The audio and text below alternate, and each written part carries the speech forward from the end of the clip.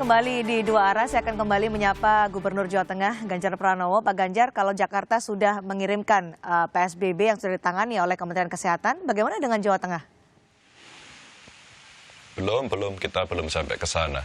Kalau dari PSBB itu produk akhirnya kan ada satu tindakan belajar di rumah, bekerja di rumah, terus kemudian membatasi beberapa transportasi. Yang itu semua sudah dilakukan jauh sebelum ketentuan Kemenkes ini keluar. Jadi sebenarnya ada kondisi sosiologis yang terjadi. Tapi hari ini peraturan dari Kemenkes itu menurut saya akan menjadi guidance. Kami kan punya pengalaman Kota Tegal yang saat itu semua orang suka meliput kan. Wartawan kan seneng banget saat itu. Karena ada istilah lockdown kan, senengnya minta ampun tiap hari dimuat. Saya telepon wali kotanya, ternyata enggak juga, karena dia juga ingin menyampaikan perasaannya untuk merespon dengan cepat karena gemes dengan situasi. Maka pakai istilah lockdown dengan gegap gempita begitu. Alih-alih kemudian dengan akhirnya masyarakat kan, silakan Pak Ganjar. masyarakat akhirnya kan protes ya. Masyarakat akhirnya kan protes. Lah kami terus gimana yang jualan di sini? Nah maksudnya pemerintah itu mesti menyiapkan sebelum mengambil tindakan. Hati-hati betul. Hati-hati betul. Kalau kemudian kita akan mengambil tindakan itu, maka mesti disiapkan bagaimana logistiknya, sistem transportasinya, mengatur orang keluar masuk bepergian, mengevakuasi diri, terus kemudian bagaimana layanan publik bisa berjalan, bagaimana keamanan mesti bisa dijaga. Kalau semua itu sudah, maka politik anggarannya seperti apa? Kekuatan daya, seluruh sumber daya mau dikeluarkan seperti apa?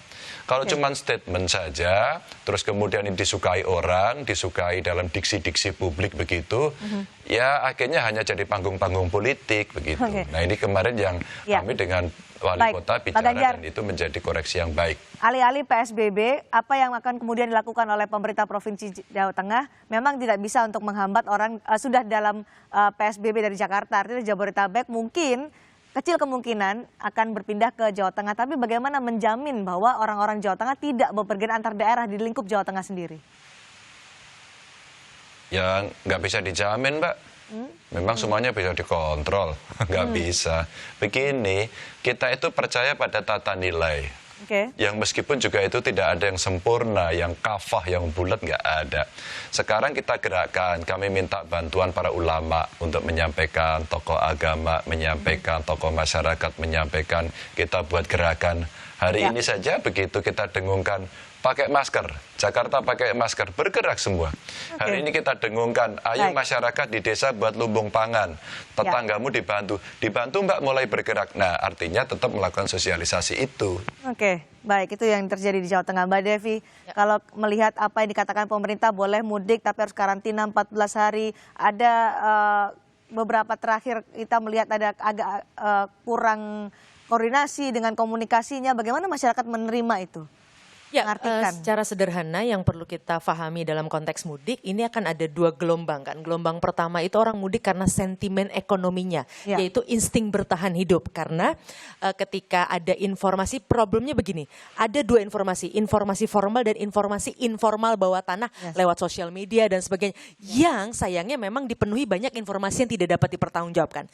Ini memang jelas membuat masyarakat cemas. Sehingga kemudian gelombang, kemudian orang pulang dan sebagainya. Karena kalau dari hasil penelitian kami yang masih terus berlangsung, itu yang menempati tingkat pertama itu hoax tertinggi itu soal penutupan. Penutupan pasar segala macam membuat orang panik. Loh kalau pasar ditutup bagaimana saya bisa bertahan hidup? Nah makanya sentimen yang pertama itu gelombang sentimen ekonomi. Yang kedua nanti sentimen emosi. Kenapa orang pulang kampung saat masa lebaran? Ini ada simbol-simbol kasih sayang, kerekatan dan sebagainya.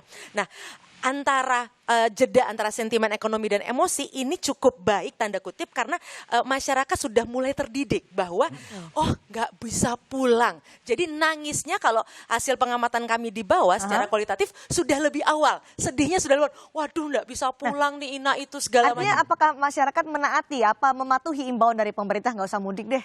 Nah terkait dengan kecemasan yang disemburkan lewat berita-berita bohong ini, itu rasa takut itu sudah rasa pengetahuan bahwa oh kita dilarang. Bagi masyarakat yang kalangan menengah ke bawah sederhana kata-katanya yang ada di kepala mereka. Oh dilarang, mereka tidak akan paham itu soal lockdown, PSBB dan sebagainya. Intinya dilarang. Dan mereka ini adalah kalangan yang sebenarnya sangat mudah dikelola. Artinya rasa itu kemudian mereka oh ya sudahlah gitu berarti kami nggak bisa pulang. Mungkin sebagian alamiah ada yang masih mencoba-coba untuk pulang. Tapi kan dia melihat situasi baiknya sekarang pemerintah aparat pun juga sudah sangat kompak di misalnya di stasiun atau terminal juga sudah kelihatan sekali aura bahwa ini sangat ketat diatur. Itu membuat pada akhirnya naluri emosi itu pun menjadi ciut. Akhirnya mereka bertahan. Ya. Tidak mudik. Sejauh ini kelihatan gelombangnya sudah mulai bertahan berkurang maksudnya. Oke, padahal ada alasan yang menyatakan bahwa beberapa menyatakan kalau mereka memaksa untuk mudik karena di ibu kota sudah tidak ada lagi pekerjaan yang tersedia, sudah tidak ada lagi penghasilan harian yang biasanya mereka dapatkan. Betul sekali, makanya itu yang membawa tadi gelombang pertama. Tapi kan kemudian pemerintah sekarang secara cepat sudah mengeluarkan banyak bantalan-bantalan sosial yang membuat masyarakat tumbuh lagi rasa percaya diri. Bantalan sosial. Mas Bima, terkait dengan dilema mudik ini, apa sebenarnya risiko terhadap ekonomi? Ya, jadi kita ngomongin yang mau mudik gitu ya, atau yang nggak mudik gitu. Kalau kita akan membahas bagi orang yang tidak mudik. Ya, kalau tidak mudik, yang pertama jelas selama mudik itu kalau kita hanya ukur dari jumlah kendaraan, kemudian bagaimana dia belanja di sepanjang jalan, kemudian dari sisi pendapatan tol ya, kemudian SPBU dan lain-lain itu bisa mencapai 10 triliun lebih di tahun 2019. Nah, kita kemungkinan kalau tidak ada mudik gitu ya tahun ini, katakanlah asumsinya mudik 100% tidak ada gitu ya, ini asumsi ekstrimnya, itu kita akan kehilangan perputaran sampai 10 triliun. Belum kita bicara pada waktu nanti lebarannya, jadi ada uang lebih dari 10 triliun yang akan hilang. Nah, sedangkan banyak pedagang itu yang menunggu selama 1 tahun adalah momentum untuk mencari penghasilan. Betul. Yang paling tinggi itu pada waktu lebaran ya, pada waktu Ramadan.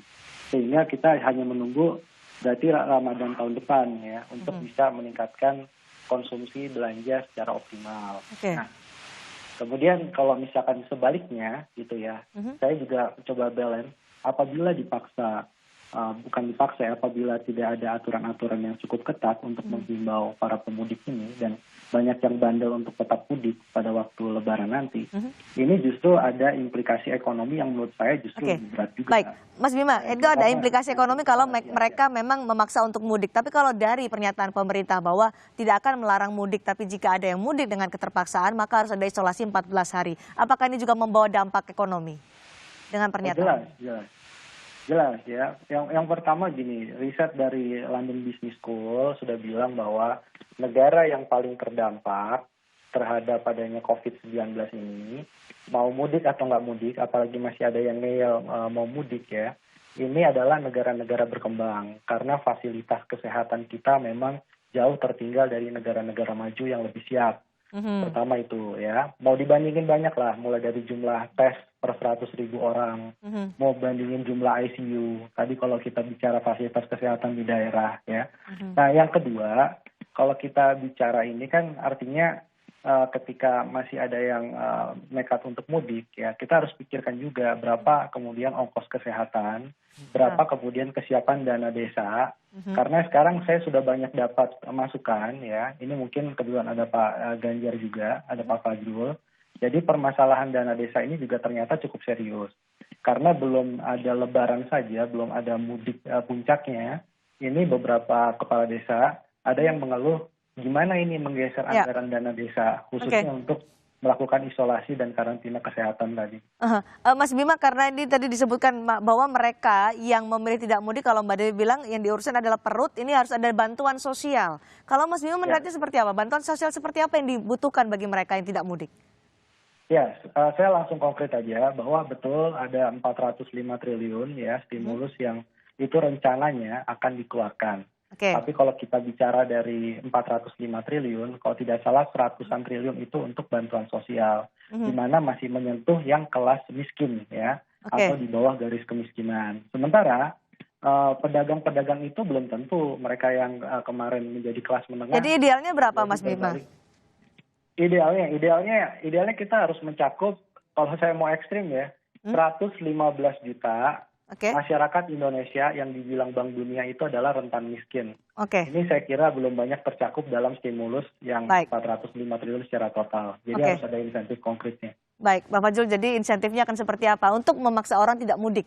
Mereka dijamin juga di ibu kota atau di Jabodetabek untuk tidak berjalan ke daerah. Yang misalnya saja, kalau kita memakai pernyataan langsung misalnya dari Gubernur DKI Jakarta lah, kita ambil saja, akan ada sekitar 3,7 juta orang yang akan ditanggung. 1,1 juta by name by address itu sudah ada di tangan pihak pihak Pemda, sementara pemerintah akan menanggung sekitar 2,6 juta. Di antaranya mereka akan mendapatkan misalnya 1 juta per bulan, dan kemudian sebagian besar yang akan mendapatkan itu adalah keluarga miskin dan rentan miskin. Ini di Jakarta ya? Ini di Jakarta. Sementara kalau yang secara keseluruhan kan kebijakan pemerintah secara langsung adalah seperti program Keluarga Harapan, itu akan dinaikkan pagunya dari 29,1 triliun menjadi 37,4 triliun. Kemudian yang program sembako dari 150.000 menjadi 200.000 untuk 20 juta. Belum lagi masuk misalnya dari dana desa atau padat karya tunai. Paling tidak dari 405 triliun seperti disebutkan tadi oleh Mbak Bima, itu berarti yang 75 triliun kan untuk kesehatan, APD segala macam. Kemudian jaring pengaman sosial itu 110 triliun, kredit usaha rakyat itu insentif perpajakan 70,1 triliun, dan pemulihan ekonomi nasional. Itu sudah disiapkan ya? Sudah disiapkan semuanya.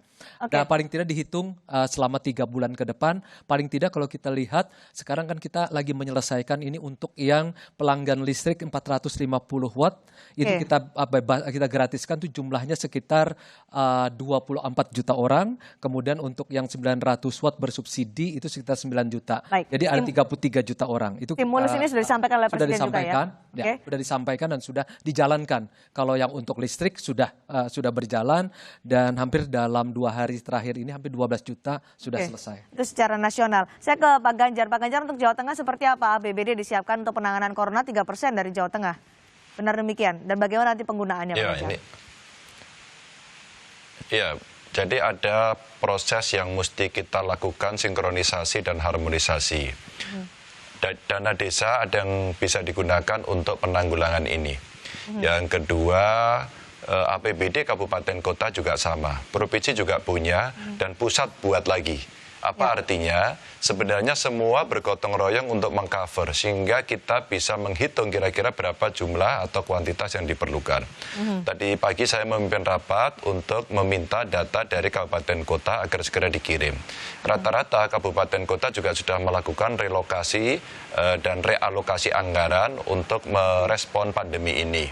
Mereka rata-rata juga sudah mengumpulkan di Jawa Tengah antara 30 miliar sampai tertinggi yang ada di Kabupaten Wonogiri 110 atau 120 miliar, dan dia sudah menghitung tadi minimal yang miskin desil 1, desil 2 kan sudah dijamin oleh pemerintah ya. Nah ini yang desil 3, desil 4 ini termasuk yang miskin baru atau mereka karena nggak dapat pekerjaan, kena PHK, terus kemudian tidak terbayar karena mereka bekerja itu. Nah ini coba kita hitung agar bisa dijamin.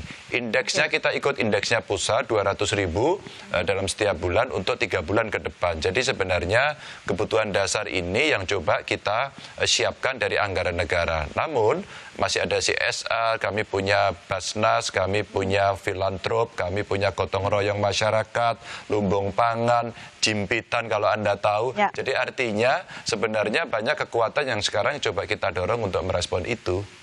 Baik, apakah insentif, stimulus ekonomi yang disiapkan oleh nasional dan juga daerah tepat untuk bisa menahan orang tidak mudik ke daerah? Kami akan bahas lepas jeda di 2 arah. Selepas kami akan kembali.